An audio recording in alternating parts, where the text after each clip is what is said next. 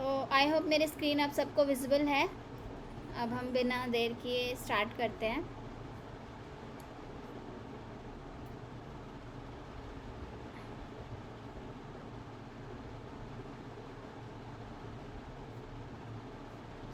कल मैं यहाँ पर थी। फाइनली मैंने यहाँ पर अपनी क्लास को कल कंप्लीट किया था। जब मैं आपको बता रही थी नॉमेनक्लेचर कौन करता है, नामकरण पे थे हम लोग।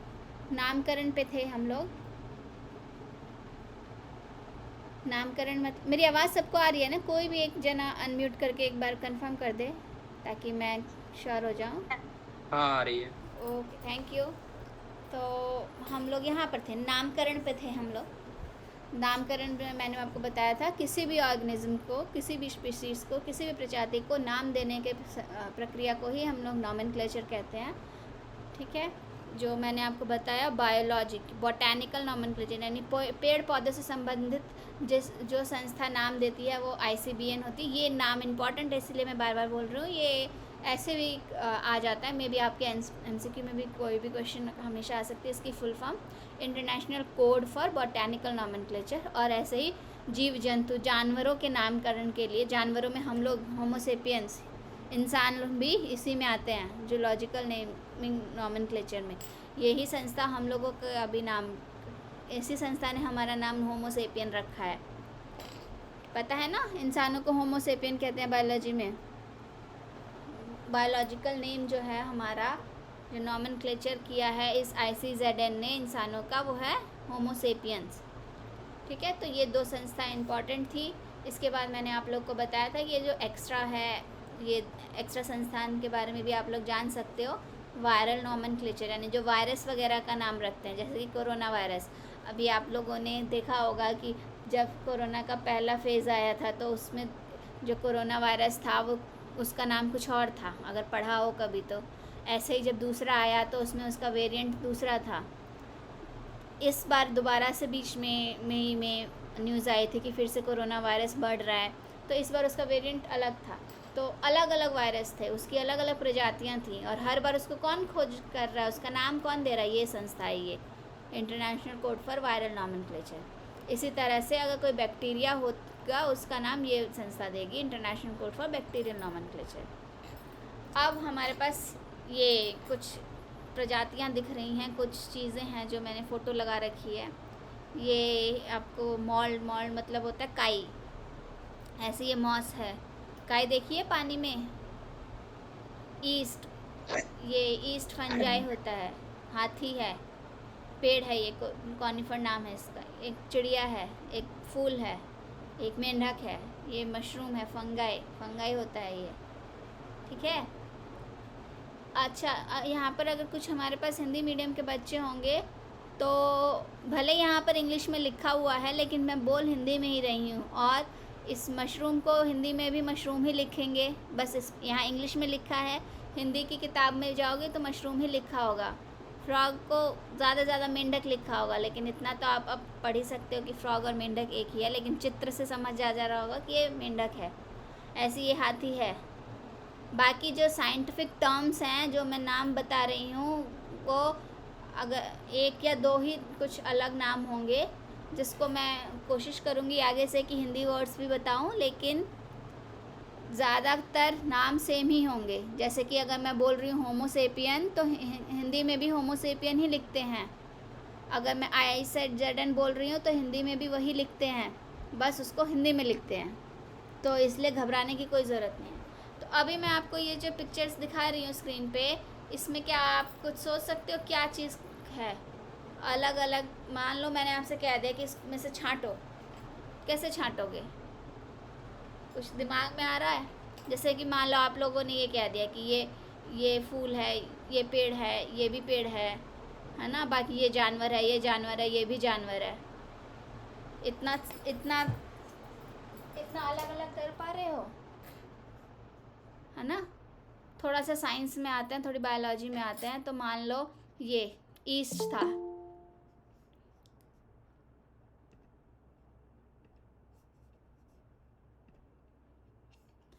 तो मैं थी यहाँ पर कि ये ईस्ट था। ठीक है, ये मॉल्ड है, ये मशरूम है, ये सब एक प्रजाति इसके अंदर आती है, फंगाई के अंदर, फंगी, इंग्लिश में हिंदी में भी फंगी ही बोलते हैं। ये जानवर हैं, ये सब हाथी, बर्ड, मेंढक, ये सब एक इसमें आते हैं, एनिमलिया में, हिंदी में भी एनिमलिया ही बोलते हैं। ऐसे ही मैंने बताया ये पेड़ है, ये फूल है, ये मॉस है, ये भी काई है, ये सब भी एक प्लांटे में आता है। एक अलग अलग विभाजन कर दिया हमने इन लोगों का। अगर इस कैसे किस तरह से, तो वो हम आगे पढ़ेंगे। बस मैंने आप लोगों को बताया कि अगर हमको इतने सारे में से अगर इन लोगों को अलग अलग विभाजन करना होता तो हम किस बेसिस पे डिवाइड कर सकते हैं, उनको बांट सकते हैं अलग अलग ग्रुप में। जैसे कि हम आज क्या पढ़ेंगे, हम यही पढ़ेंगे कि हम क्यों क्लासिफाई करेंगे, क्यों अलग अलग ग्रुप में बांटेंगे, ठीक है। फिर हम बताएंगे कि एक हमारे पास एक बहुत ही अच्छे साइंटिस्ट थे, ये कार्ल लिनियस, ये नाम है कार्ल लिनियस, ठीक है। ये नाम याद रखना, एमसीक्यू में भी आ सकता है, कार्ल लिनियस।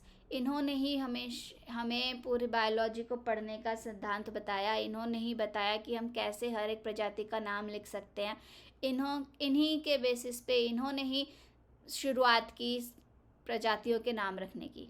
तो ये कार्ल लिनियस नाम, साइंटिस्ट का नाम बहुत इम्पोर्टेंट है। एक दो बार इसमें भी, निटविट में भी, AIPMT, ये सारे एग्ज़ाम्स में भी, कंपटीशन एग्ज़ाम्स में भी, MBBS वगैरह के पूछ लेते हैं, ठीक है।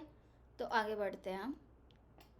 अच्छा, तो क्यों क्लासिफाई करते हैं, हमारा मेन एम ये है इस चैप्टर में, या कि हम लोग क्लासिफाई करेंगे। क्लासिफाई मतलब विभाजित करेंगे, जितने भी ऑर्गेनिजम्स हैं उनको हम विभाजित करेंगे। क्यों अलग अलग ग्रुप्स में डिवाइड करेंगे? जैसे कि अगर मैं आसान भाषा में समझाऊं तो जैसे कि पूरे ज्ञान दर्शन में हमारे पास जितने भी बच्चे हैं, हमने उसको अलग अलग ग्रुप्स में, अलग अलग क्लास में क्लासिफाई कर दिया। कैसे किया? ये क्लास 10th के बच्चे हैं, ये क्लास 11th के बच्चे हैं, ये क्लास 12th के बच्चे हैं, तो हमने एक ग्रुप बना दिया ना। क्यों बनाया? ताकि हमें आसान हो सके उन लोगों को मैनेज करना, कि हाँ चलो 10th के बच्चों को ये करना है, 11th के बच्चों को यहाँ रखना है, 12th के बच्चों को यहाँ रखना है। वरना कितना मुश्किल होता अगर हम सभी बच्चों को एक साथ बुलाते, एक ही साथ पढ़ाते और एक ही साथ बिठा करके उनकी सारी चीज़ों को पढ़ते, एक एक चीज़ को पढ़ते। नहीं पॉसिबल हो पाता ना। उसी तरह से, क्योंकि 11th वाला बच्चा सिर्फ 11th वाला पढ़ना चाह रहा होगा, उसको अगर हम 12th की चीज़ें बताएंगे तो उसे नहीं समझ आएगा। 9th के बच्चों को अगर हम कुछ और समझाने लगेंगे, 11th 12th का नहीं समझ आएगा। इसीलिए हम अलग अलग क्लास में सब कुछ अलग अलग विभाजित कर देते हैं, उसको बांट देते हैं, ताकि हमें उनको मैनेज करना आसान हो, उनकी स्टडी करना आसान हो। अगर हमने मान लो जानवरों को जानवर की कैटेगरी में रख दिया, पौधों को पौधों की कैटेगरी में रख दिया, अगर हमारे पास 2 ही क्लासेस हैं, 2 ग्रुप्स हैं, हमने 2 ग्रुप्स में बांट दिया तो हमें आसान हो गया, क्योंकि पौधे अलग तरह से काम करते हैं, उनके कैरेक्टरिस्टिक्स अलग हैं। ऐसे ही एनिमल्स के कुछ कैरेक्टरिस्टिक्स अलग हैं। हाँ, लेकिन दोनों में ही एक चीज़ कॉमन है, क्या? लिविंग ऑर्गेनिजम्स हैं। और वो लिविंग ऑर्गेनिजम्स के क्या कैरेक्टरिस्टिक्स कॉमन होते हैं? मूवमेंट होती है, ग्रोथ होती है, रेस्पिरेशन होती है। ये कुछ कॉमन कैरेक्टरिस्टिक्स हैं, 10th में पढ़ के आए होंगे आप लोग। ये कुछ कॉमन कैरेक्टरिस्टिक्स हैं लिविंग ऑर्गेनिजम्स के, जिसके बेसिस पे हम ये पता लगाते हैं कि हाँ ये चीज़ें किसी भी लिविंग ऑर्गेनिजम्स में होती हैं। तो ये चीज़ कॉमन है दोनों, पौधों में और जानवरों में, ठीक है। लेकिन हमने आसानी के लिए कि पौधों को अलग बांट दिया, जानवरों को अलग बांट दिया, तो इसीलिए उनको पढ़ने में हमें आसानी हो। इस पहला स्टेप। ये क्वेश्चन आ सकता है कोई भी, अगर आपको लॉन्ग आंसर टाइप्स में आ सकता है कि हम क्यों क्लासिफाई करते हैं, अलग अलग कैटेगरीज क्यों बनाते हैं, क्यों अलग अलग ग्रुप्स हमने बना रखे हैं, ताकि उनको पढ़ना आसान हो, ताकि हम आसानी से एक दूसरे उनके बारे में बात कर सके। मान लो हम आम की बात कर रहे हैं और हमने बता दिया कि आम जो है वो प्लांट के अंदर आता है, और प्लांट के अंदर भी इस ग्रुप के अंदर आता है, ठीक है। आम जो है, आम एक प्लांट है और प्लांट के अंदर आता है, और प्लांट के अंदर ये आम जो मैंने बताया था, ये आम जो है, मान लो हमारे पास इतनी सारी कैटेगरीज हैं, ठीक है, इतनी सारी कैटेगरीज हैं। इसमें आम जो है वो इस ग्रुप के अंदर आता है, ग्रुप में भी इस फैमिली के अंदर आता है, ठीक है। जब हमें ये पता हो तो हमें उसको पढ़ना बहुत आसान हो जाता है और ये फिर हमें समझाना भी आसान हो जाता है। जैसे कि मान लो अगर मैं बात करूं कि हमारे पास कौन है ये, चलो किसी को उठाते, मान लीजिए हैप्पी को उठा लिया हमने। अगर मेरे को हैप्पी के बारे में बात करनी है तो मैं कैसे किसी को बताऊंगी? मैं बताऊंगी कि अच्छा हैप्पी हैप्पी हमारे ज्ञान दर्शन में है। ज्ञान दर्शन में भी कहाँ पढ़ता है? ज्ञान दर्शन में भी क्लास 11th का स्टूडेंट है। तो आसान हो गया, आप सबको समझ आ गया कि अच्छा हाँ हम इस हैप्पी की बात कर रहे हैं, ठीक है। तो आप सबको समझ आ गया। यही बात है कि क्लियरली हम समझ सकें कि किस लिविंग ऑर्गेनिजम्स की बात हो रही है, किस पीपल की बात हो रही है। और तीसरा पॉइंट ये है कि हम ये बता सकें कि वो ऑर्गेनिज्म दूसरे ऑर्गेनिज्म से किस तरह से रिलेटेड है। मतलब अगर मैं, हमारी क्लास में जो बच्चे अभी प्रेजेंट हैं, मान लेते हैं हैप्पी और सोनी, ये एक दूसरे से किस तरह से रिलेटेड हैं, कैसे रिलेटेड हैं? दोनों लोग ज्ञान दर्शन में पढ़ते हैं और दोनों लोग ही क्लास 11th के स्टूडेंट्स हैं। इस तरह से दोनों लोग एक दूसरे से रिलेटेड हैं। तो 3 चीज़ें मैंने आपको बताई कि हम क्यों क्लासिफाई करते हैं, ताकि हमें उनको पढ़ना आसान हो, ताकि हम बिना मुश्किल से एक दूसरे उस लिविंग ऑर्गेनिजम्स के बारे में बिना लैंग्वेज डिफरेंस के सारे जगह उस लिविंग ऑर्गेनिजम्स के बारे में बात कर सकें, उसके बारे में पढ़ सकें, और वो लिविंग ऑर्गेनिज्म दूसरे ग्रुप से कैसे रिलेटेड है इस बारे में हम पता कर सकें। जैसे कि मैंने आपको बताया कि आम और हाथी, इन दोनों में क्या रिलेशन है? आप बोलोगे आम और हाथी में क्या रिलेशन है? कोई रिलेशन नहीं है, एक रिलेशन है। दोनों ही लिविंग ऑर्गेनिजम्स हैं और दोनों ही किंगडम एंड एक ही किंगडम में बिलोंग करते हैं। एक एनिमेलिया किंगडम है और एक प्लांट किंगडम है, दोनों ही लिविंग ऑर्गेनिजम्स हैं। तो ये उन दोनों में रिलेशन है, ठीक है। तो 3 पॉइंट्स हैं। ये लॉन्ग आंसर टाइप का क्वेश्चन है, आपको इंग्लिश नहीं आती है कोई बात नहीं, ऐसे पॉइंट्स बना के लिख सकते हो ताकि हम टू मेक स्टडी ईजियर उन इंग्लिश स्टूडेंट इंग्लिश के बच्चों वालों इंग्लिश मीडियम वाले बच्चों के लिए मैं बता रही हूँ, ताकि आप लोगों को हो। बाकी हिंदी में आप लोग आराम से लिख सकते हो लाइन बना करके कि हाँ, ताकि हमें उन्हें उस प्रजाति को पढ़ना हमारे लिए आसान हो जाए, ताकि हम उस जीव को दूसरे सदस्यों से बिना भाषा की दिक्कत के उस जीव को पढ़ सकें। और तीसरा, ताकि एक जीव दूसरे जीव से कैसे रिलेटेड है इस बारे में हम जान सकें। तो ये 3 इम्पॉर्टेंट पॉइंट्स हैं जिसकी वजह से हम क्लासिफाई करते हैं। तो क्लासिफाई करने के लिए बायोलॉजी में हम यूज़ करते हैं एक प्रोसेस जिसका नाम, एक स्टडी, बेसिकली उस पूरे स्टडी को बोलते हैं टैक्सोनॉमी, यानी नाम देने की प्रक्रिया को, नाम रखने की प्रक्रिया को जो कहते हैं वो हम बोलते हैं टैक्सोनॉमी। इसकी डेफिनेशन यही है, the science of identifying, naming, describing and classifying organism into hierarchical system. नहीं समझ आया? मैं समझाती हूँ। वो प्रक्रिया जिससे कि हम आइडेंटिफाई करें कि ये क्या है। अच्छा आम है, इसका नाम, उसका नाम दें, उसके बारे में खोजें। आम मीठा होता है, उसके अंदर एक बीज होता है, पीले रंग का होता है ना। ये सब उसके कैरेक्टर्स, उसके बारे में बताना, उसको डिस्क्राइब करना कि ऐसा ऐसा होता है वो ऑर्गेनिज्म, ठीक है। और उसको फिर एक हायरार्किकल सिस्टम, हायरार्किकल मतलब सबसे ऊपर, फिर उसके नीचे, फिर उसके नीचे, उसके नीचे, उसके नीचे, एक पूरी की पूरी श्रृंखला है ना। उसी को एक हायरार्की बोलते हैं। हायरार्की एक क्रम है, पहले ये आएगा, फिर ये आएगा, फिर ये आएगा, यानी सब लोग ही, जैसे कि अगर मैं आम की बात करूं तो वो भी प्लांट है। प्लांट में भी जैसे कि अगर आम और गेहूं की बात करें तो दोनों में क्या सिमिलैरिटीज़ हैं? दोनों ही प्लांट्स हैं, दोनों में ही फोटोसिंथेसिस होता है, दोनों के अंदर एक बीज होता है, ठीक है। तो ये सब कैरेक्टरिस्टिक्स हैं। ये जब हम पढ़ते जाएंगे, जो कि हमारे नेक्स्ट चैप्टर्स में यही सब पढ़ना है और बहुत ज़्यादा डीप में पढ़ना है, इसीलिए हम जब सब पढ़ लेंगे तब ये आपको बहुत आसान लगेगा कि ये सब हम क्या बातें कर रहे हैं। तो इसलिए अभी थोड़ा बहुत समझो, बस इतना हो कि बेसिक्स क्लियर हो जाए।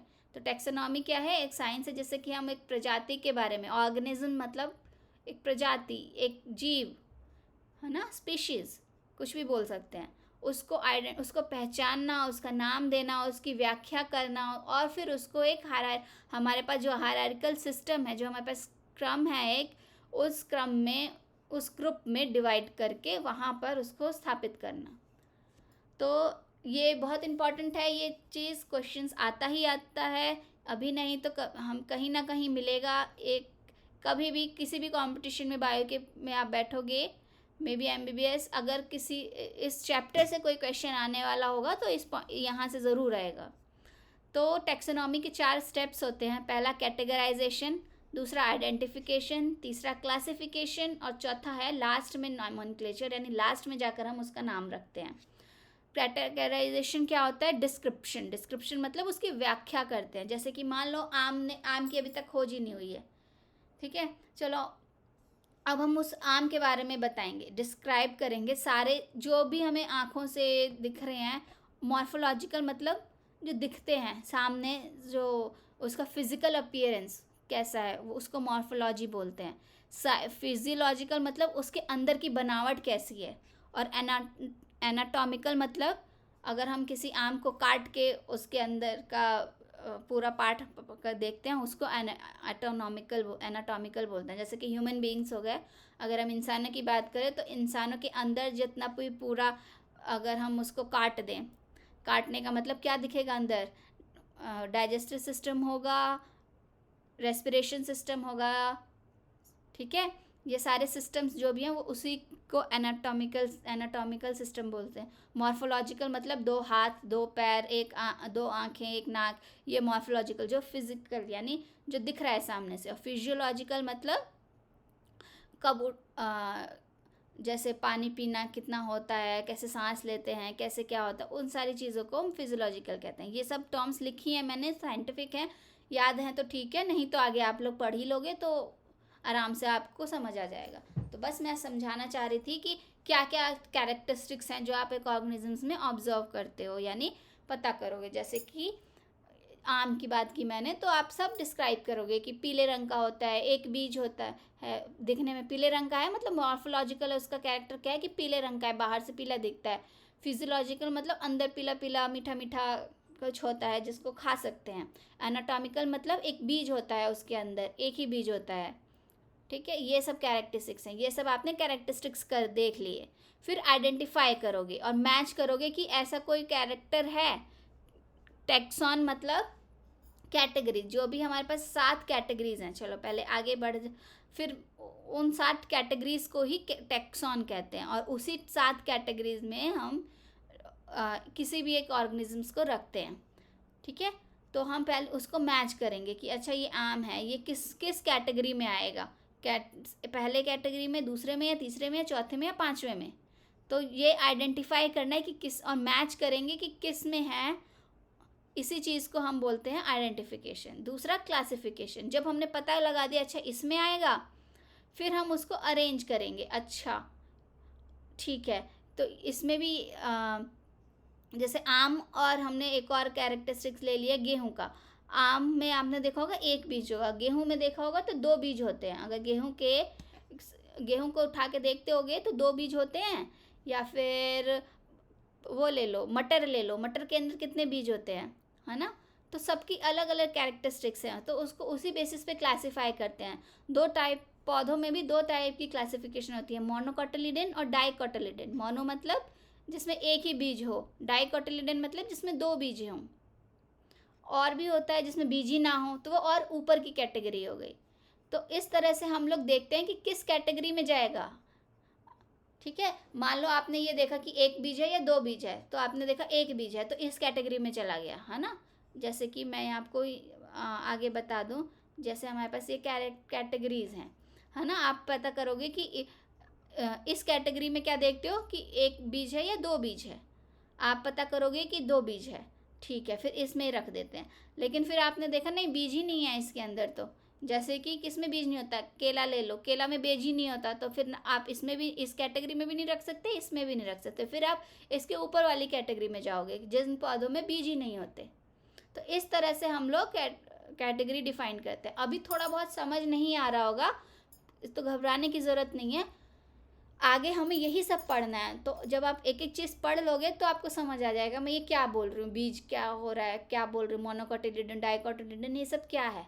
तो कोई घबराने की ज़रूरत नहीं है, आगे के 1-2 क्लासेस में आपको सब समझ आ जाएगा, क्योंकि हमें ये बहुत आराम से पूरा चैप्टर इसी टॉपिक पे है, मोनोकोटिलिडन, डाइकोटिलिडन, तो इसलिए घबराने की ज़रूरत नहीं है।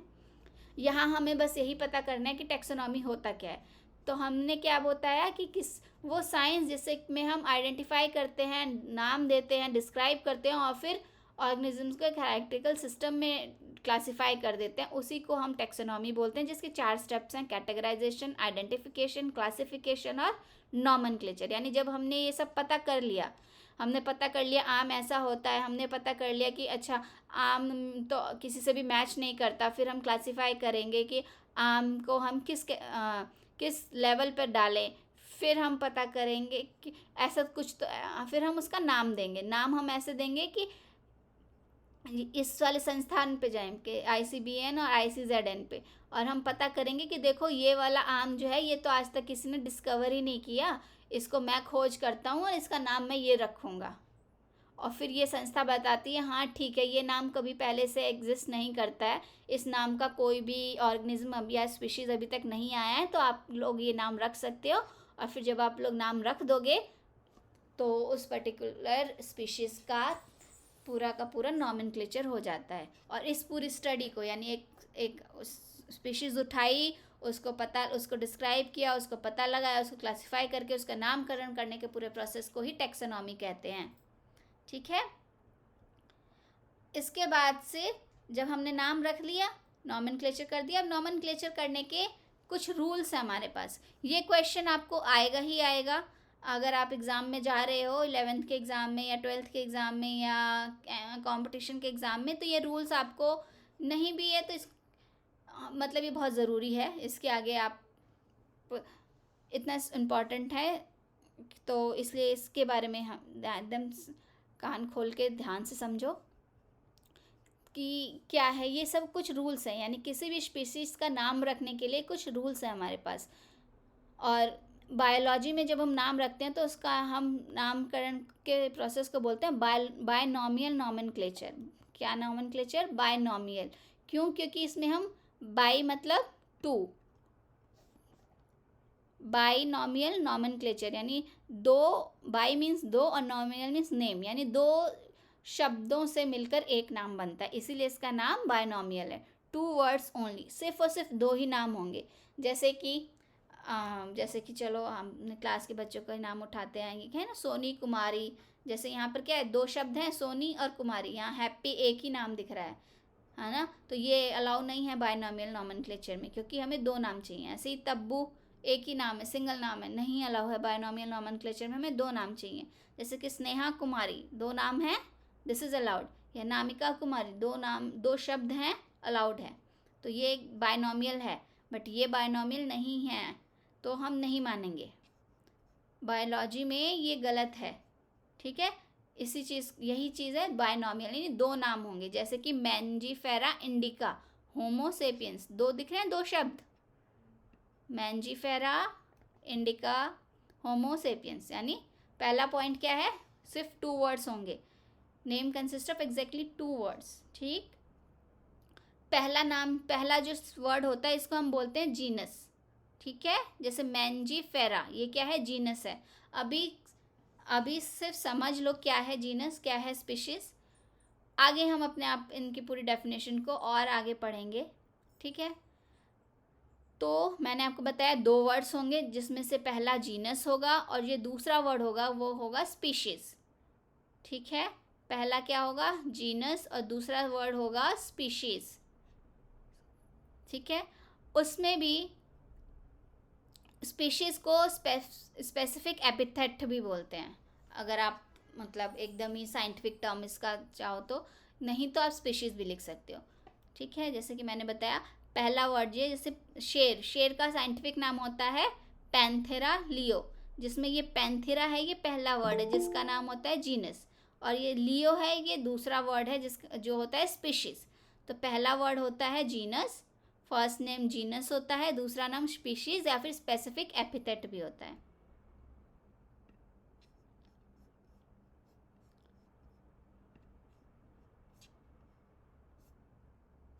ठीक है, तो हम यहाँ पर थे। तो मैंने आपको क्या बताया, 3 पॉइंट्स बताए। ये रूल्स आएंगे आपको क्वेश्चन, लॉन्ग फॉर्म क्वेश्चन में आ जाएंगे। Write down the rules for binomial nomenclature. तो पहला पॉइंट यही है कि 2 वर्ड्स होने चाहिए। दूसरा, पहला वर्ड जीनस होना चाहिए। दूसरा वर्ड स्पीशीज या फिर स्पेसिफिक एपिथेट भी बोलते हैं, इंग्लिश का प्योर वर्ड आप लिख सकते हो, जिसमें से पहला वर्ड का जीनस हमेशा कैपिटल लेटर से स्टार्ट होता है। जैसे मैंजीफेरा का एम हमेशा कैपिटल होगा, और स्पीशीज़ का वर्ड हमेशा स्मॉल लेटर्स में होता है। ये सब रूल्स हैं। अब ये आप नहीं कह सकते कि क्यों ऐसा है वैसा है। ये इसलिए है ताकि आराम से कोई भी बता सके कि मैंजीफेरा एक जीनस है और इंडिका एक स्पीशीज़ है। आप लोगों को भी समझ आ गया कि अच्छा ये जीनस है और ये स्पीशीज़ है, कोई प्रॉब्लम नहीं है। कहने का मतलब जैसे कि ये शेर है, पैंथेरा लियो शेर है, ऐसे ही बाघ टाइगर, टाइगर का नाम होता है साइंटिफिक नेम पैंथेरा टिग्रिस, और ऐसे ही जैसे लियोपर्ड है ना, उसका नाम होता है पैंथेरा। ठीक है, तो इन सब में पैंथेरा ये सब नाम बहुत इजी हो गए। आपको एकदम नाम से ही पता चल गया कि ये सब क्या है, ये सब जीनस हैं। तो कितना आसान हो गया।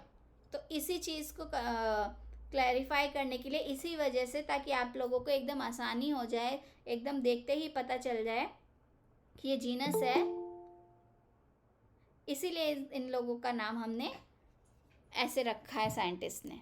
ठीक है, तो मैं यहाँ पे थी। 2 वर्ड्स होते हैं, पहला वर्ड जीनस होता है, दूसरा स्पीशीज़ होता है। जीनस का फर्स्ट लेटर हमेशा कैपिटल होता है, स्पीशीज़ का फर्स्ट लेटर हमेशा स्मॉल होता है। ऐसे आ जाते हैं एमबीबीएस के क्वेश्चंस में भी, आपको नाम लिख के दे देंगे एंड क्वेश्चन आएगा कि बताओ इसमें से कौन सा करेक्ट है बायनॉमियल नेम में और कौन सा नहीं। ठीक है, और लास्ट पॉइंट है वो ये है कि अगर कोई भी नाम बुक में लिखा है तो हमेशा इटैलिक्स में लिखा होगा। इटैलिक्स मतलब समझते हो, टेढ़ा। ये देखो लिखा हुआ टेढ़ा, थोड़ा पैंथेरा लियो टेढ़ा लिखा हुआ है ना, इटैलिक्स, इसी को इटैलिक्स बोलते हैं। तो अगर कभी भी आप किताब में प्रिंटेड देखोगे तो हमेशा इटैलिक्स होगा प्रिंट में, है ना। टाइप टेक्स्ट हो, अगर प्रिंट हो बुक्स में, हमेशा इटैलिक्स में लिखा जाता है नाम। और अगर आप हाथ से कॉपी में लिख रहे हो पेन से, तो हमेशा अंडरलाइन होगा। यानी अगर आप एग्ज़ाम में देने जा रहे हो, है ना, और कॉपी पेपर पेन एग्ज़ाम है, उसमें अगर आपको किसी भी साइंटिफिक नेम को लिखना है तो आप हमेशा अंडरलाइन करके लिखोगे। जैसे कि फेलिस कैटस, ये साइंटिफिक नेम है कैट, ठीक है, कैट का, आप इसको ऐसे ही अंडरलाइन करके लिखोगे। कोई ज्वाइन करना चाह रहा है क्या? ओके, ठीक है। तो कुछ डाउट, कुछ समझ नहीं आया हो? जैसे कि मैंने आपको बताया बायनॉमियल नॉमेनक्लेचर है, 2 पार्ट्स हैं। बायनॉमियल यानी 2 पार्ट का नाम होता है इसमें। पहला जीनस होता है, पहला वर्ड, दूसरा वर्ड स्पीशीज़ होता है। जीनस का पहला लेटर हमेशा कैपिटल होता है, स्पीशीज़ का पहला लेटर हमेशा स्मॉल होता है।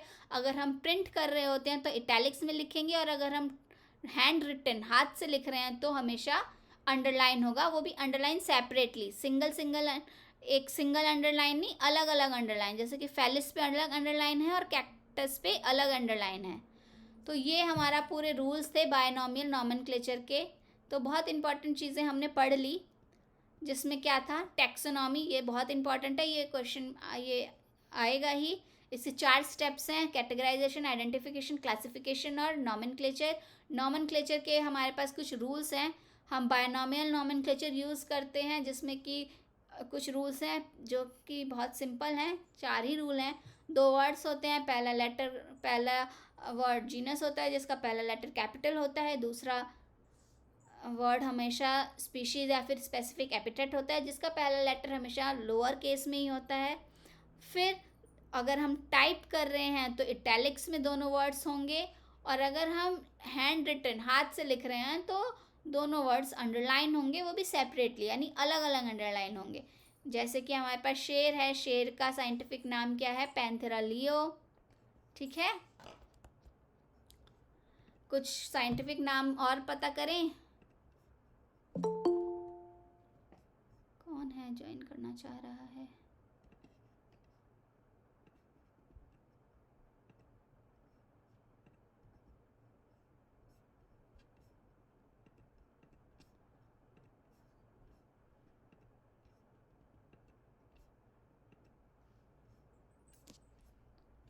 ठीक है, तो हाँ, तो हम लोग कुछ नए साइंटिफिक नाम हम पता करते हैं। जैसे कि हमारे पास, मैंने आपको बताया, पैंथेरा लियो,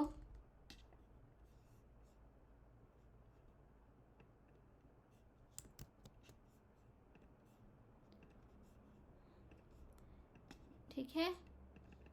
मैंने बोला कि अगर मैं टाइप कर रही हूँ, ठीक है, टाइप कर रही हूँ ना, अभी मैं पेन से नहीं लिख रही। अगर मैं पेन से लिख रही होती तो मैं क्या करती, मैं अंडरलाइन करती, लेकिन मैं टाइप कर रही हूँ। पैंथेरा लियो, ये किसका है? लायन का। अब मैं टाइप कर रही हूँ तो ये देखो, ये इटैलिक्स, ये क्या हुआ?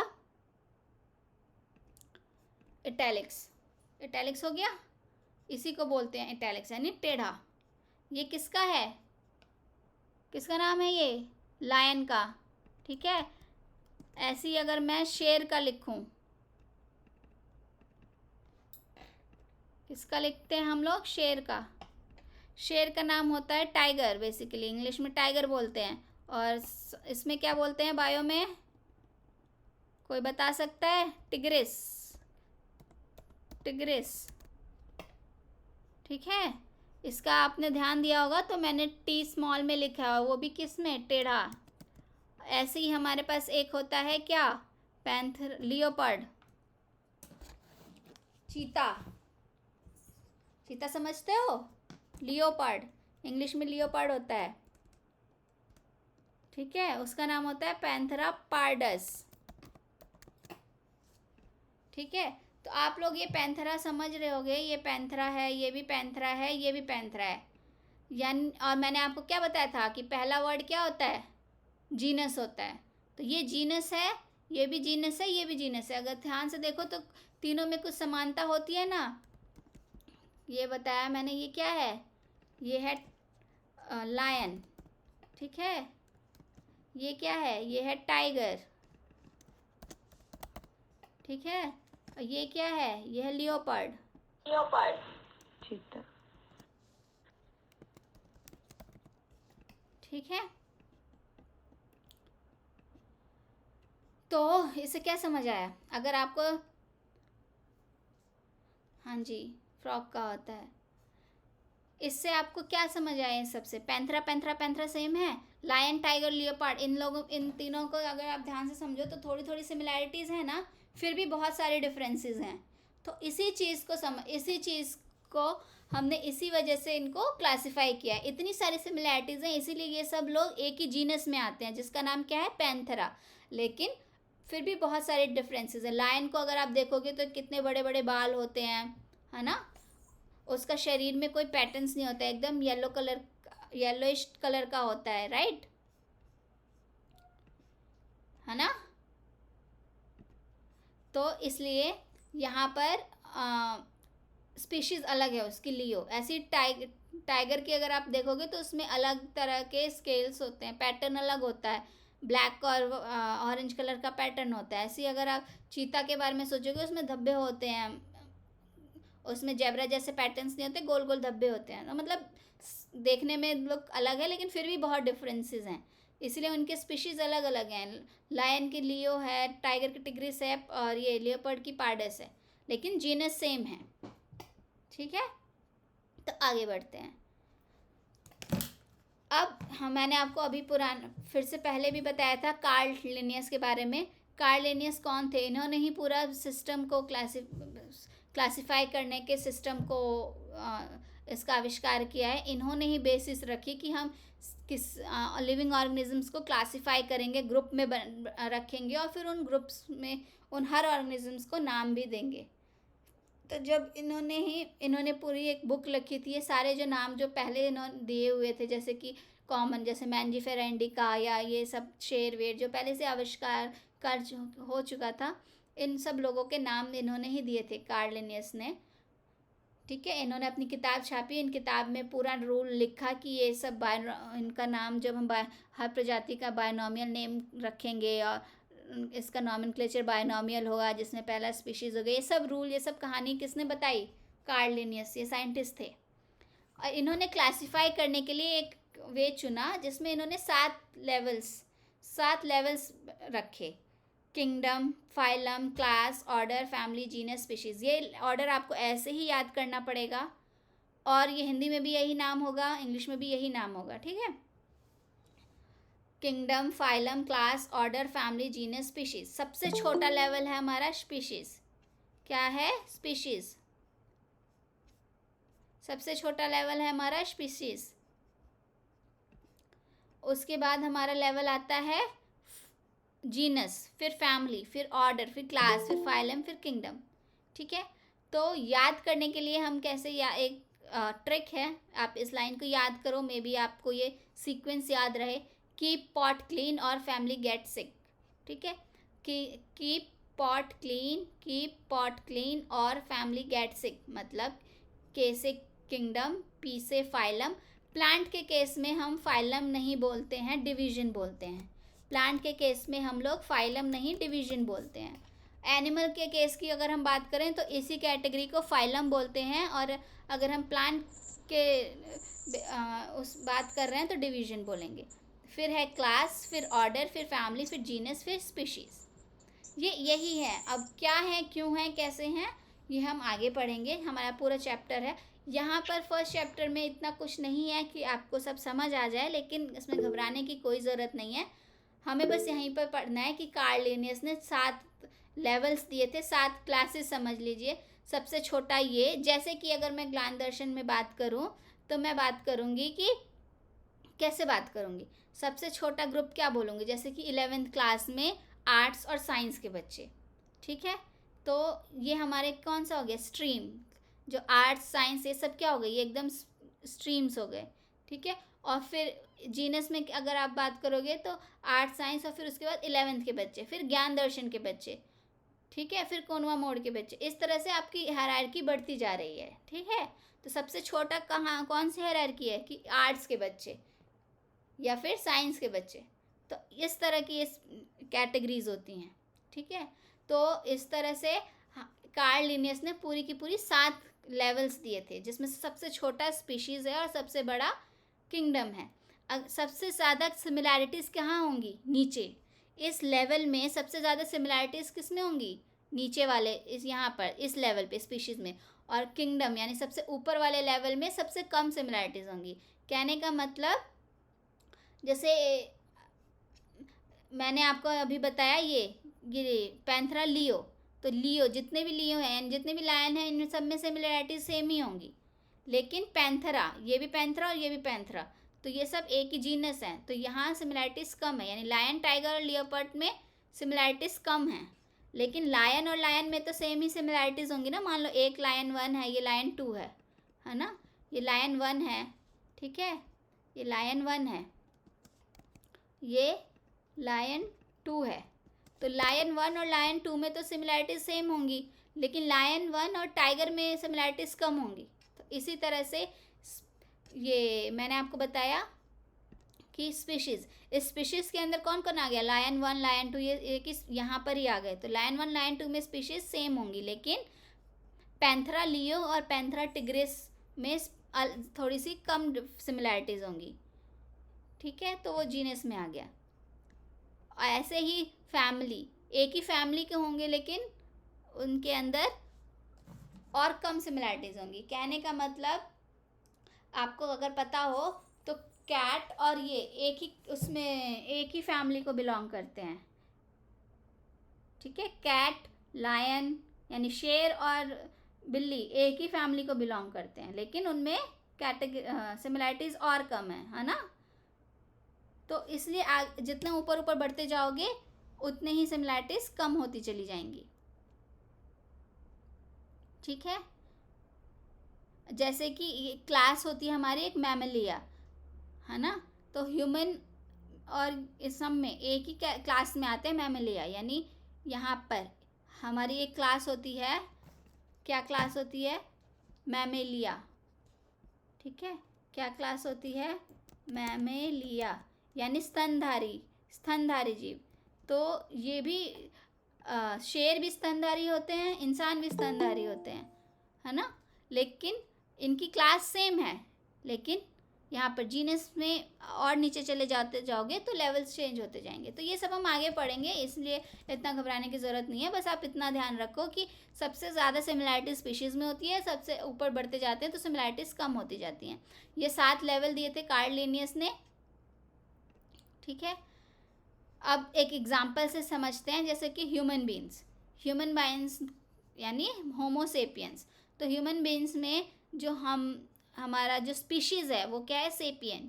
हमारा जीनस है होमो है, फैमिली जो है हमारी वो होमिनिडे है, ऑर्डर हमारा प्रीमेट है, क्लास हमारी मैमेलिया है, फाइलम हमारा कॉर्डेटा है और किंगडम हमारा एनिमेलिया है।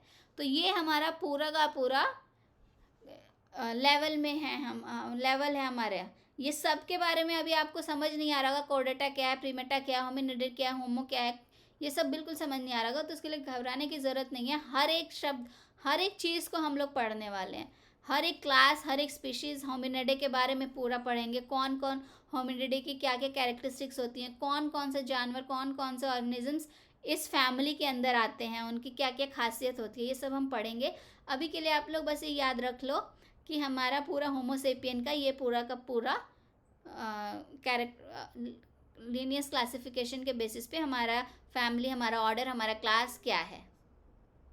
ठीक है, ऐसे ही कुछ और हैं ऑर्गेनिजम्स, जैसे कि हाउस फ्लाई, मक्खी का बायोलॉजिकल नेम होता है मस्का डोमेस्टिका। इसका जीनस क्या होगा? मस्का।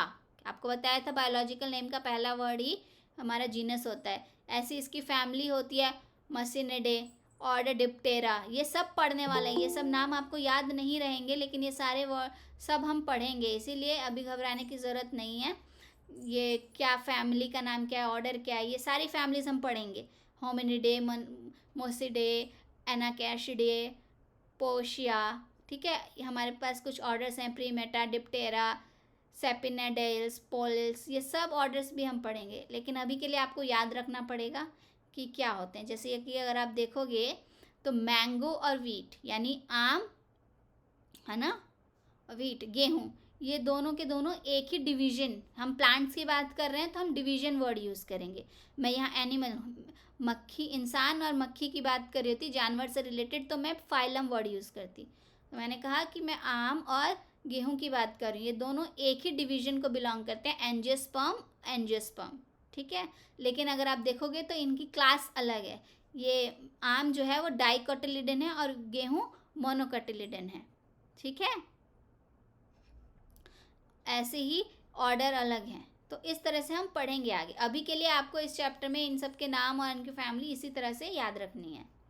ठीक है, इसके बाद से हाँ, जैसे कि अगर आप एनिमेलिया में भी बहुत सारे तरह के हैं ग्रुप्स को अगर आप बात करोगे, जैसे कि स्पाइडर, बीटर और क्रैब्स, इन सबको हम एक ही ग्रुप में रखते हैं। इनमें क्या कॉमन है? या फिर स्नेक, लिजर्ड, टर्टल, इसमें क्या कॉमन है? टाइगर, ग्रेसिल हेयर, इन सब में क्या कॉमन है? ये सब इन्वर्टिब्रेट्स होते हैं। ये सब अभी आपको समझ नहीं आएगा, इसलिए इस चीज़ को मैं स्किप करती हूँ। आगे जब हम इन सब के बारे में पढ़ेंगे, इन्वर्टिब्रेट्स क्या होते हैं, रेप्टाइल्स क्या होते हैं, मैमल्स क्या होते हैं, तो आपको खुद समझ आ जाएगा। अभी के लिए सिर्फ मैंने आपको आइडिया देने के लिए कि ये सब एक ही कैटेगरी में क्यों है, ये मकड़ी, केकड़ा, बीटल्स, लेडीबर्ड्स या फिर ये स्पाइडर, ये एक ही कैटेगरी में क्यों है? क्योंकि इन सब के 8 अगर आप देखोगे तो जॉइंटेड लेग्स हैं, पैर जुड़े हुए हैं और 6 से ज़्यादा पैर हैं। इनके पास कोई रीढ़ की हड्डी नहीं है ना, और एक कवच होता है ऊपर। अगर आप देखोगे सबके पास तो एक अलग कवच है। ऐसी रेप्टाइल्स, ये क्या होते हैं? ये सब अंडे, ये स्नेक हो गया, लिजर्ड, छिपकली हो गई, या फिर कछुआ, इन सब में क्या कॉमन है? इनके ऊपर स्केल्स होते हैं, है ना, और ये सब लोग अंडे दे सकते हैं।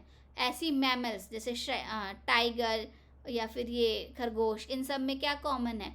इन सब में ये कॉमन है कि ये सब लोग स्तनधारी होते हैं, इनके पास रीढ़ की हड्डी होती है और इनके पास फर होता है, बाल होते हैं शरीर में पूरे। तो ये कुछ तरीके हैं जिसके बेसिस पे हमने क्लासिफाई किया हुआ है ऑर्गेनिजम्स को। तो ये सब हम आगे पढ़ेंगे। हमारा सेकंड चैप्टर यही है, बायोलॉजिकल क्लासिफिकेशन, जिसमें हम सब पढ़ेंगे कि किस किस बेसिस पे हमने ऑर्गेनिजम्स को किस तरह से कितने लेवल्स में क्लासिफाई किया हुआ है। यहाँ पर हमने यही बताया है और कि हमारे पास कितने लेवल्स हैं, ठीक है, नाम रखने की। यहाँ हम पढ़ रहे हैं जो कार्ल लिनियस ने दिया था, नाम रखने के लिए 7 लेवल्स हैं, क्लासिफाई करने के 7 लेवल्स हैं। और जब हम सब कुछ क्लासिफाई करके आइडेंटिफाई कर देते हैं तो उस लेवल में हर एक ऑर्गेनिजम्स को रखते हैं। इसके बाद से कुछ एनसीईआरटी के क्वेश्चंस हैं, ये सब हमारे पास एनसीईआरटी के क्वेश्चंस हैं, जिसमें से कुछ क्वेश्चंस को मैं लूँगी। जैसे अगर हमारा चैप्टर यहीं ख़त्म हो जाता है, ठीक है। चैप्टर में एक इम्पॉर्टेंट चीज़ बस इतनी सी मैंने आपको बताई कि स्पीशीज़ की डेफिनेशन समझते हैं। स्पीशीज़ क्या होते हैं? 2 ऑर्गेनिजम्स जो आपस में सिमिलर कैरेक्टरिस्टिक्स शो करें और आपस में इंटरब्रीड कर सकें और बच्चे पैदा कर सकें, यानी वही स्पीशीज़ सेम होंगे। जैसे कि एक टाइगर और एक टाइगर वही स्पीशीज़ हैं, ठीक है। 2 टाइगर ही स्पीशीज़ हैं, लायन 1 और लायन 2, ये एक स्पीशीज़ कैसे होंगे? जब ये दोनों आपस में इंटरब्रीड करके एक नया ऑफस्प्रिंग पैदा सके, नया बच्चा पैदा कर सके। मान लो आपने साइंस की लैब, बायो की लैब में कुछ डीएनए के साथ खेल खाल करके एक नया डीएनए बना दिया, है ना, और उस एक डीएनए इंसान का था, एक डीएनए शेर का था, दोनों को मिक्स करके एक नया प्रजाति बना दी। लेकिन और फिर उसको आप बोलो कि देखो भाई मैंने तो ये बना दिया, मैंने इसकी खोज की और मैं इसका नाम दूंगा, लेकिन वो स्पीशीज़ में नहीं आएगा, क्योंकि जब तक कि वो जो नया स्पीशीज़ आपने पैदा किया है वो अपने तरह के स्पीशीज़ के साथ इंटरब्रीड करके एक बच्चे पैदा ना कर सके। तो रिप्रोडक्शन एक मेन कैरेक्टरिस्टिक्स होता है लिविंग ऑर्गेनिज्म का। तो जब तक वो रिप्रोड्यूस ना करके नया ऑफस्प्रिंग ना जनरेट करे, तब तक हम उसको स्पीशीज़ में नहीं रखेंगे। ऐसे ही पैंथेरा लियो और पैंथेरा टिग्रिस, ये दोनों सेम नहीं हैं, स्पीशीज़ नहीं है। क्यों? क्योंकि ये आपस में, यानी शेर और बाघ दोनों आपस में मिलके बच्चे पैदा नहीं कर सकते। शेर ही बच्चे पैदा करेगा, बाघ ही बच्चे पैदा करेगा, ये इन दोनों में ही रिप्रोडक्शन होगी। लायन और टाइगर में रिप्रोडक्शन नहीं होगी, इसीलिए ये हमारे स्पीशीज़ नहीं हैं। इसीलिए शेर और टाइगर एक स्पीशीज़ में नहीं आते, ये अलग अलग स्पीशीज़ में आ जाते हैं, ठीक है। तो स्पीशीज़ की यही डेफिनेशन है जो मैंने आपको समझाई। डेफिनेशंस आ जाती हैं स्पीशीज़ क्या होता है। तो स्पीशीज़ की यही डेफिनेशन है कि inter related characteristics, similar characteristics show करते हैं, यानी एक लायन और एक लायन के जो कैरेक्टरिस्टिक्स हैं वो सिमिलर होंगे, और एक लायन दूसरे लायन से इंटरब्रीड करके नए ऑफस्प्रिंग यानी नए बच्चे प्रोड्यूस कर सकता है रिप्रोडक्शंस के प्रोसेस के थ्रू। और अगर आपसे कोई जीनस की डेफिनेशन पूछे तो आप ये लिख सकते हो, रिलेटेड स्पीशीज़ के ग्रुप को जीनस कहते हैं। फैमिली की कोई डेफिनेशन पूछे तो आप बोल सकते हो, रिलेटेड जीनस के ग्रुप को फैमिली बोलते हैं, ठीक है। ऑर्डर की कोई डेफिनेशन बोले तो रिलेटेड फैमिली के ग्रुप को ऑर्डर बोलते हैं। क्लास की कोई पूछे तो रिलेटेड ऑर्डर के ग्रुप को क्लास बोलते हैं। इसी तरह से इसकी डेफिनेशंस आप सब समझ सकते हैं। यानी जीनस क्या होंगे? वो जिनमें कुछ वो स्पीशीज़ जिनके कुछ कुछ कैरेक्टरिस्टिक सेम हो लेकिन फिर भी कुछ डिफरेंसेस हों। जैसे कि शेर और बाघ में कुछ कुछ चीज़ें तो सिमिलर हैं, लेकिन फिर भी बहुत सारी चीज़ें डिफरेंस हैं उनके अंदर। इसी तरह से हम लोग बाकी डेफिनेशंस पे जाएंगे। तो इस चैप्टर में बस यही था हमारे पास, ये 7 लेवल जिसको आपको एकदम इसी क्रम में याद रखना है। स्पीशीज़ की डेफिनेशन, टैक्सोनॉमी क्या होती है ना, और बाकी रूल्स क्या होते हैं बायनॉमिनल नॉमेनक्लेचर के, और बाकी कुछ नेम्स जो आपको इस वक्त के लिए याद रखने हैं। बाकी आप अपना पढ़ते जाएंगे तो आगे हम बढ़ेंगे बायो में, तो आपको ये सारी चीज़ें अपने आप याद हो जाएंगी, तो इसलिए घबराने की ज़रूरत नहीं है। कुछ कॉमन नाम्स हैं, जब आप अगर कंपटीशन वगैरह की तैयारी कर रहे हो तो आपको याद होना चाहिए। आगे हम कुछ 1-2 क्वेश्चंस कर लेते हैं एनसीईआरटी में। जैसे कि question number 7, can you classify the correct sequence of taxonomical categories. Taxonomical categories का करेक्ट सीक्वेंस क्या है? ऑप्शन ए, ऑप्शन बी या ऑप्शन सी? तो मैंने आपको बताया सबसे पहले स्पीशीज़ आता है, फिर जीनस आता है, फिर ऑर्डर आता है, फिर फाइलम आता है। ये करेक्ट सीक्वेंस है। इसको याद करने की ट्रिक मैंने आपको बताई थी, keep pot clean, all family get sick. ये ट्रिक है, इससे आप सीक्वेंस इसका याद रख सकते हो। ठीक है, तो ऑप्शन सी इसका करेक्ट होगा। ऐसे ही मैंने आपको बोला था कि डेफिनेशंस आपसे पूछ सकते हैं। क्वेश्चन नंबर 9 की अगर मैं बात करूँ तो define and understand the following terms, जैसे कि फाइलम, क्लास, फैमिली, ऑर्डर और जीनस। सबसे पहले मैंने आपको बताया, अगर आपको ये सीक्वेंस याद है तो इन सब की डेफिनेशंस आप आराम से लिख सकते हो। सबकी डेफिनेशंस कैसे लिखोगे? मैंने आपको बताया, स्पीशीज़ की डेफिनेशंस आपको याद रखनी है। स्पीशीज़ क्या होती है? रिलेटेड वो ऑर्गेनिजम्स जो सिमिलर कैरेक्टरिस्टिक्स को फॉलो करते हैं और आपस में इंटरब्रीड करके नया ऑफस्प्रिंग प्रोड्यूस करते हैं रिप्रोडक्शन प्रोसेस के थ्रू, उनको स्पीशीज़ कहते हैं। ठीक है, रिलेटेड स्पीशीज़ को जीनस कहेंगे। जीनस की डेफिनेशन क्या हो गई? Group of related species are called genus. Family की डेफिनेशन क्या हो गई? Group of related genus. Order की क्या हो गई? Group of related family. तो इस तरह से आप इस वाले क्वेश्चन का आंसर कर सकते हो, क्वेश्चन नंबर 9 का। ठीक है, question number 8, meaning of the word species. मैंने आपको बता दिया स्पीशीज़ वर्ड का क्या मतलब है। ठीक है, वो ऑर्गेनिजम्स, वो प्रजातियां जो आपस में रिलेटेड हों, आपस में बहुत सारे सिमिलर कैरेक्टरिस्टिक्स को शो करें और बच्चे प्रोड्यूस कर सकें रिप्रोडक्शंस के थ्रू। क्वेश्चन नंबर 9 हो गया, क्वेश्चन नंबर 8 हो गया, 7 हो गया। टैक्सॉन क्या होता है? हर एक हायरार्की को टैक्सॉन कहते हैं। हर एक हायरार्किकल कैटेगरी, हर एक कैटेगरी, जैसे ये किंगडम टैक्सॉन है, फाइलम टैक्सॉन है, क्लास टैक्सॉन है, तो हर एक कैटेगरी को, हर एक लेवल को टैक्सॉन कहते हैं। बस इतना ही है इसका मतलब, हर एक लेवल को टैक्सॉन कहते हैं। ठीक है, और कुछ एग्जांपल्स देने हैं टेक्सास के डिफरेंट लेवल के हो, तो क्या क्या डिफरेंट लेवल्स हैं? यही सारे डिफरेंट लेवल्स हैं। ठीक है, क्वेश्चन नंबर 6 भी हो गया। क्वेश्चन नंबर 5, साइंटिफिक नाम क्या है मैंगो का? करंट रिटर्न वर्ड आपको बताना है। तो पहला गलत है, क्यों? क्योंकि मैंजीफेरा इंडिका में एम भी कैपिटल है और आई भी कैपिटल है, जो कि नहीं होना चाहिए। हमेशा एम जीनस कैपिटल होना चाहिए और हमारे पास जीनस कैपिटल होना चाहिए और स्पीशीज स्मॉल होना चाहिए। तो ये वाला सेकंड सही है, बाकी फर्स्ट वन गलत है। क्वेश्चन नंबर 4, तो हम कैसे सीखते हैं, कैसे पहचान करते हैं इंडिविजुअल्स की? तो जैसे कि मैंने बताया, उनका किस लोगों की पहचान कैसे कैसे करते हैं आप? उनकी हाइट, उनकी लेंथ, उनका जेंडर। ठीक है, इसी बेसिस पे आप उनकी इसी बेसिस पे आप उनको क्लासिफाई कर सकते हो। लिविंग ऑर्गेनिजम्स को क्लासिफाई क्यों किया हमने? मैंने आपको बताया था क्यों किया, क्योंकि ताकि हम उनको पढ़ सकें आसानी से। ठीक है, हम उनके बारे में जान सकें, उनको अच्छे से ग्रुप कर सकें, ये सब मैंने आपको बताया। हमेशा से क्लासिफिकेशन सिस्टम्स क्यों चेंज होते जा रहे हैं? क्यों? पहले क्या था, अब क्या है? क्लासिफिकेशन सिस्टम इसलिए चेंज हो रहे हैं क्योंकि हमारी स्टडी ज़्यादा बढ़ती जा रही है। जब बहुत पहले की अगर आप बात करो तो सिर्फ इसी बेसिस पे क्लासिफाई किया हो गया होगा कि दिखने में कैसे हैं, छोटे बड़े और छोटे।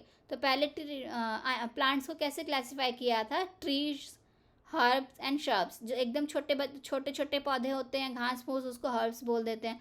जो थोड़े झाड़ियों जैसे होते हैं, पेड़ पौधे टाइप्स, उनको श्रब्स बोल देते हैं। और एकदम पेड़ देन ट्रीज बोलते हैं हम लोग। तो इसलिए देखने में कैसे हैं, छोटे बड़े, उस बेसिस पे हमने क्लासिफाई किया। फिर हमने और पढ़ाई की, हमने को स्टडीज़ और होती गई और डेवलपमेंट होती गई, तो हमें पता, हम अब सेल के लेवल पर भी क्लासिफाई कर सकते हैं कि अच्छा इसमें 1 सेल है, इसमें 2 सेल्स हैं, इसमें एक सीड है, उसमें 2 सीड हैं। तो इस तरह से जैसे जैसे डेवलपमेंट हुई, जैसे जैसे साइंस ने इवॉल्व किया, बायो ने इवॉल्व किया, उसी तरह से हम क्लासिफिकेशन भी, हमारे सिस्टम भी इवॉल्व होती गई। ठीक है, बाकी टैक्सोनॉमिकल हायरार्की और प्लांट्स और एनिमल में हमने नाम देना था, तो वो भी मैंने आपको बता दिया। यहाँ पर हमारे पास है ये एनिमल्स है, मैन और हाउस फ्लाई की टेक्सोनॉमिकल हायरार्की है, इसका जीनस, इसकी फैमिली, इसका ऑर्डर, इसकी क्लास, और ऐसे ही प्लांट्स, मैंगो और वीट की। तो चैप्टर 1 हमारा इतने में ही कंप्लीट हो जाता है। कुछ मैंने आपको एग्जांपल्स भी यहाँ पर मेंशन कर दिए हैं, ठीक है। तो मेरे ख्याल से हमारा चैप्टर 1 अब कंप्लीट है। अब हम आपसे पढ़ेंगे चैप्टर 2 बायोलॉजिकल क्लासिफिकेशन, जिसमें हम 5 किंगडम क्लासिफिकेशन पढ़ेंगे। तो दैट्स इट, क्लास हमारी फिनिश होती है। कुछ क्वेश्चन हो तो आप पूछ सकते हो।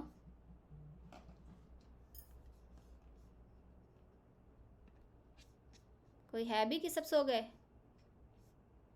सब सो गए लग रहा है। अच्छा, नींद तो आ रही है बहुत तेज। अच्छी ग्लोरी सुना दी मैंने। चलो कोई नहीं। कोई डाउट किसी को? कुछ सुना ही नहीं, इतनी अच्छी नींद आ रही थी। चलो कोई नहीं, अब उठ जाओ, जाओ अब बिस्तर पे सो जाओ, कोई दिक्कत नहीं है। 1 मिनट।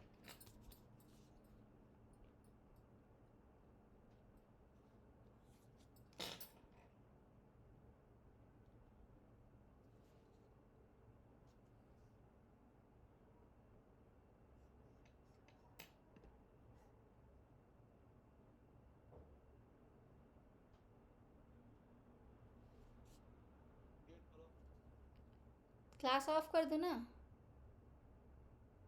हेलो, आपको तो नहीं लेनी?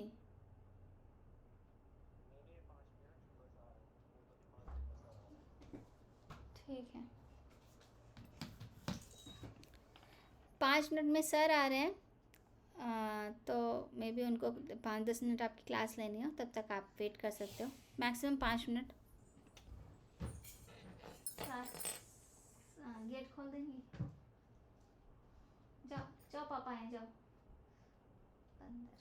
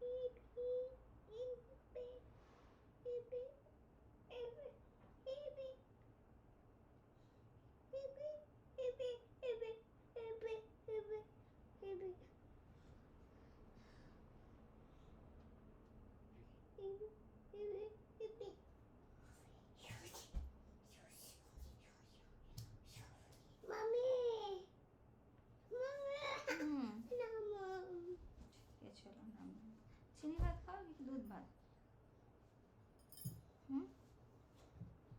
क्या खाओगे, दूध भात या चीनी भात? चीनी भात।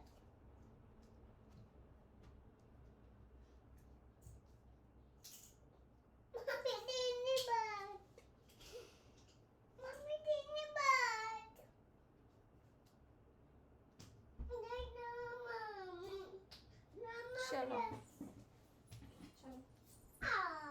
चलो अपने एसी में चलो, चलो अपने एसी में चलो।